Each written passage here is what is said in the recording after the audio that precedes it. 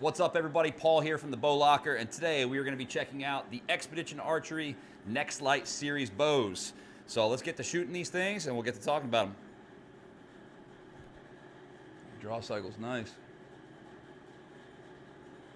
All right, let's see what the valley looks like. Let's let this thing down. Oh, good Lord. Yeah, you really got to almost, all right, you got to almost push it to let it down. Draw again. The back wall on this thing's really solid. The draw cycle's nice. It's got a little bit of a thump on the shot. Not a vibration, but more of like a bridge going, or a truck going over a bridge, a little bit of a wobble. Let's put some accessories on this thing and see if that disappears once we get some stuff on it.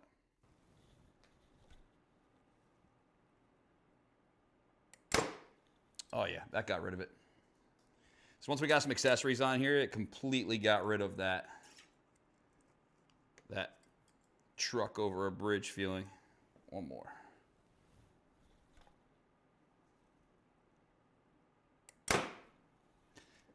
Sweet.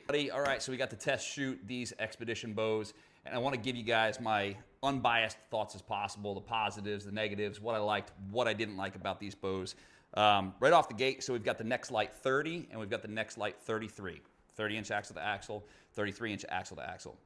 Both of them have a 6 3/8-inch brace height. This one's coming in at 3.6 pounds. It's crazy, crazy light. This one's at right around 3.8. Let's talk about just the features on it quick. Picatinny, integrated back portion for the rest. You've got the lower and upper stabilizer mount. And something that I actually really like at this, when I first saw these, I was like, man, they look like Matthews. But I gotta be honest, they're better. The limb legs on these Xpeditions, so they fold back, but the nice thing is they mount on the inside, kind of like an M-lock system on a rifle, so they stay on the bow. All right, no more dropping the thing, putting it in and out of your quiver. It stays right on the bow. It's nice and light.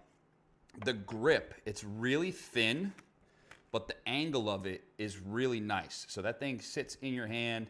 A lot of people are changing the angle on their grips anyway, so it's kind of nice that they integrated that right into the bow.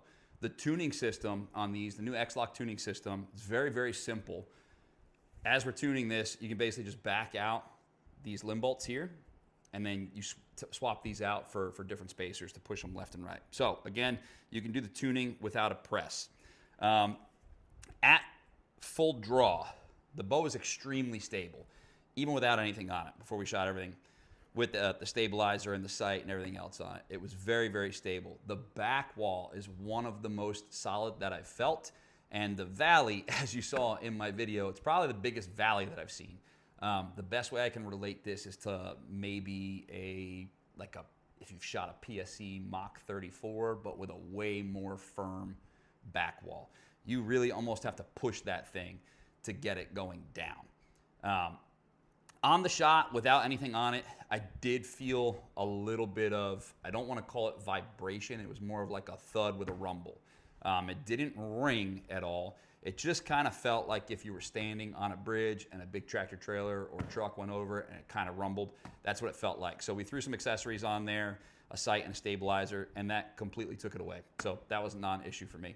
So negatives, what would be the big negatives on this? Really, the only real negative that I see to this bow would be that it's roughly 10 feet per second slower than, say, the Matthews or the Hoyt. It's still getting pretty good speed. It's just not getting the blistering speeds that Matthews and Hoyt are getting. But overall, I really like the grip. It's got 1/4-inch draw length adjustments. The let-off you can adjust from 85% down to 80 or 75%, which if I were going to shoot this bow, I'd probably shoot it at 80 just because I like a bow when I let it down to actually go down, not necessarily sit there at full draw and feel like I have to push it. Overall, I was really, really impressed with this bow. I'm looking forward to shooting the 33-inch version more head-to-head in my testing against the Matthews and the Hoyts to try to figure out, what bow I'm going to be choosing myself this year. So hopefully some of this helps.